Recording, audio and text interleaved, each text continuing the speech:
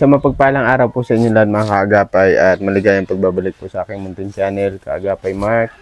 Bali ngayong araw, bibisitahin namin si Geraldine at kamustahin natin siya at kung nakapagtinda pa siya at may bibigay din tayo na cash sa kanya. Yan, mega love shoutout nga po pala kay Ma'am Delia ng UK. Yan, maraming salamat po ma'am. Ingat po kayo palagi at God bless you always po. Ayan, may mga dala kasi kami ni Gian. After dito kay Geraldine, didiretso kami kay Tatay Willie. Ayan, samahan nyo kami ngayong hapon ni Gian. Pasado mag-alas 2 na po. Alas 2. Ayan. Ayan, kay Tatay Willie po yan. Dog food. May mga dog food yan. Tinapay, manok. Una namin kasi madadaan na si Geraldine. Kaya hinto muna kami dito sa kanila.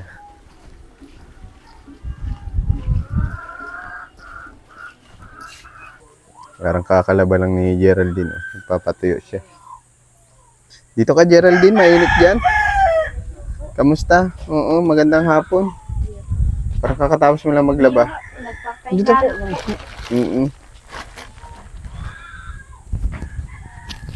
Kabit mo ito dyan. Sipit mo lang. Hello, si ano ito, Joanna. Gigising lang. Nag-aano sila, tawag dito, siesta. Pahinga. Opo. Alas 2 na. Kanina ka pa naglalaba? Iyo po, simula umaga. Natapos pa lang po. Ang banlaw mo, mano-mano. Opo. Nasanay ka sa mano-mano kasi, ano? Iyo po. Pero pwede naman niya kasi yung banlawan sa, sa washing. Pwede, alam mo ba yan? Sa washing po? Oo, pwede. Ay, siya po. Di ko aram. Dapat walang sabon. Ay. Para menos pagod. Doon po sa ano, pinaka... Sa washer, pwede din. Di. Paikutin mo lang siguro mga 3 minutes. Para mapiga lang yung ano niya. Yung mga sabon-sabon. Tapos isa lang mo sa spinner. Pipigain naman yun. Di nakatipid ka ng ano, pagod. Ay, siya po. Aram. Kasi pag kusot-kusot mo, kukusutin mo yun, syempre, tataas mo pa ang bigat. Mangalay yan sa ano, balikat. Lalo na to.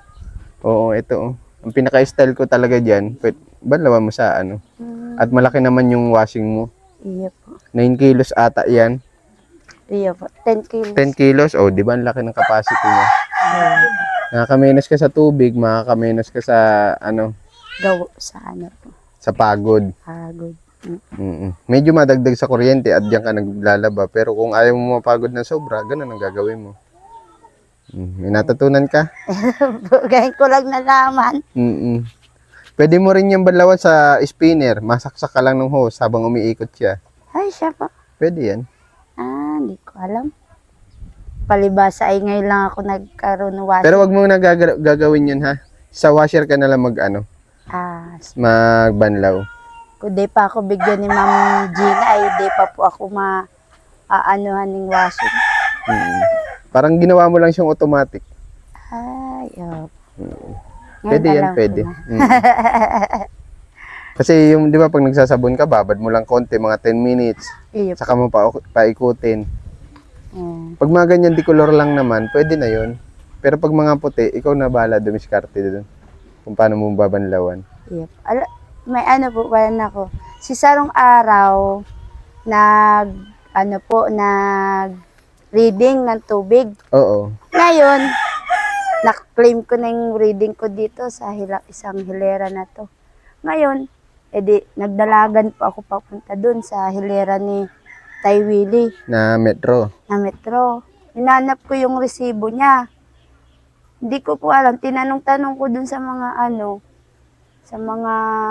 kapitbahay niya dyan sa taas. Wala man pong Walang nagbigay. Meron daw po. Sabi daw po, babalik yung nagbabasa ng ano. Ngayon, di man daw po nagbalik. Di nabigay yung resibo. Kaya ginawa ko po Sarong aldaw. Nagdirekta po ako dun. Ikaw na nagbayad? Ako na po nagbayad. Magkano inabot ang bill? Ano po, ang minimum niya, 272. Okay. Siyempre, pamasahe mo na yung sobra. Iyo. Magkano man po lang po yung pamasahe? Parang 70. Meron pa akong pang soft drinks. Tama. Kasi sobrang init ngayon. Grabe init. Mm. Diyos ko. Pero kakatuwa lang, magaan-gaan na yung buhay mo. Hindi na Iyo po. mahirap. Mm. Hindi gaya dati. Ang maano lang po ngayon ay yung paninda ko po dahil masyado nakakatinda. Gawa po ning grabe po ang init. Oo, madali ka nga pala mahilo sa init, ano? Iyo po. Low blood ka Isa ba? po yun. Minsan po. Siguro kakapuyat mo yan, di ka nakakatulog ng 8 oras. Iyo po. Ano po, ning gawa ning kunwari, maaga po nagigising alas 3, alas 4 pag masaod po. Mm. Tapos maghapon pong magluluto dyan sa ano. Tsaka na madali po ngayon maano yung pagkain. Kapanis. O yung sauce. Oo. Kahit po nagsasalilom siya, pag na ano yung pawis, maano. Madaling, mapanis nga, madaling makapanis yung ano ngayon. Iyo po. Tapos, Yung gawa nung panahon natin. Di pa nga ata tayo El Nino. El Nino na ba tayo? May El Nino na? siguro nga, baka po. At yung dinadaanan po baga yung ilog dyan sa may tulay, Mm. tuyot na po baga. Yung ilog dyan, Tuloy ba yun? opo yung tulay, ilog po yun. Kaya pala laging baha doon? Opo. Sa ilalim po ba ganun? Salog po yun. Okay, okay. Dinadaanan po yun ng tubig. Wala na po baga yung tuyot na po baga yun. Ito, yung nadaanan natin kanina yun na yun. Dalawang tulay po baga. Mm. Wala na yung katubig-tubig. Garatak na ang ilalim. Kamusta pala yung darating na pasokan, naka-enroll na sila lahat? Ay ano po, si Anjo pa lang po. Si Joanna, wala pa po yung teacher, maano pa lang. Absent. Pala absent yung teacher. Hindi po, nasa ano daw po. Biro Ano, lang. nasa Bakasyon. bakasyon. Okay. Yung advisor, magiging advisor niya. Sa Maynila. May mga gamit na sila sa school. Ayun nga ni po, gawa. Yun nga po isa sa pinoproblema ko na naman. At Mm. simula pong di makatinda, isa na naman po yan sa problema. Sobrang init ng panahon. Grabe ang panahon namin ngayon. At tapos, dami pong natitira ng paninda. Hindi na ubos Hindi lahat. na po nauubos. Lugi ka na. Iyo po. Hindi mo nababawi yung puhunan mo. Yung gasol ko, bag-uman lang po yan. Yung anuhan lang po yan dito, pag feeding. Ano lang po yan. Di pa masyado nagamit. Hindi pa po. Mm. Inaano ko po. Kusa po na sa pagtinda. Nakakatinda po. Kaso pag abot ng oras, sayang yung mga natitirang pagkain. Wala ka kasing rep, no? Iyo po. Tapos, yung mga bata po bagang mga nagbibili sa akin ngayon, walang masyadong pera at wala man school, Baon. walang baon. Walang kupit.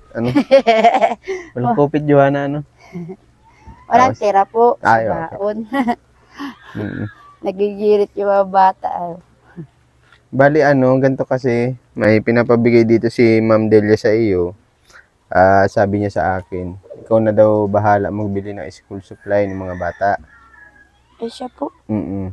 Pa, Pero pahulugan. Po? Pahulugan. Biro lang. Ano pinapabigay dito si Ma'am Delia? Saan ko na ba nalagay? Thank you po, Ma'am Delia. God bless you, Ma'am. Teka lang. Hindi ito. Sabi ko nga ni po dun sa malapit dun sa sa Ay, hindi ito pala. Ito. Bilangin mo ito, magkano ito?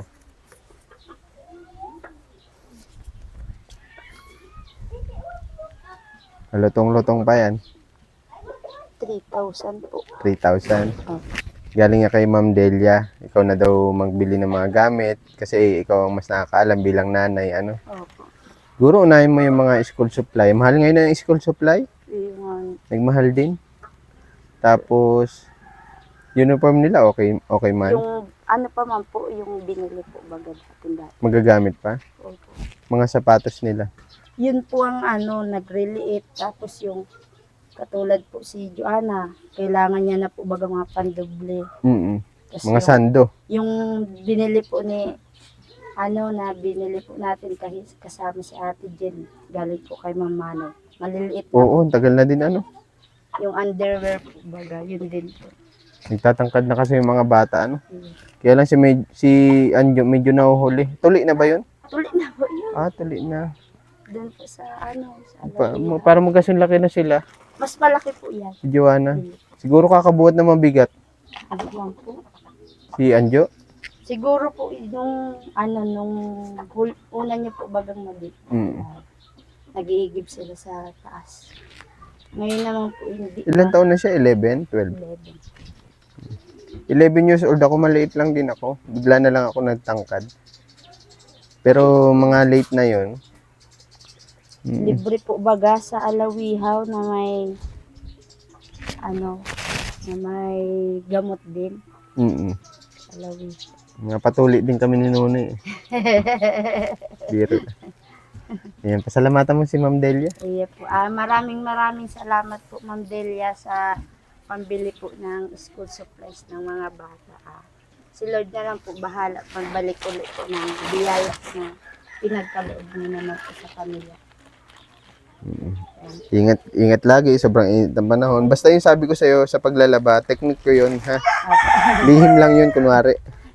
Pero the best way ko yun ng paglalaba. Kung ayaw mong mapagod. Ngayon ko lang nalaman. Pwede yun. Natatakot po baga akong basa-basain at nakita ko dun sa manual ng washing, bawal siya basain Yung mga timer, wag mo babasain yun, yung mga timer. Kaya gawa ko po pagka barabantay ko baka maanuhan. Kung sakali mag-overflow yung tubig, okay lang yun kasi lalabas pa rin yun sa hose. Ganun yun. Kaya siya may overflow sa loob. Nagawa kasi ako niyan, mga washing dati. Kasama yan sa trabaho ko na natutunan ko. Technique yun para iwas pagod ka. Alam ko na po yan. Yung pagbabanlaw mo kasi yun, malakas makaubos ng pagod yun eh. Lalo yan mga kumot, mabigat yan pagbasa. Siya, mapunta na kami ha. Ingat po. Mainit dun, grabe kayo. Oo. Ingat lagi, God bless sa inyo ha. Iya po.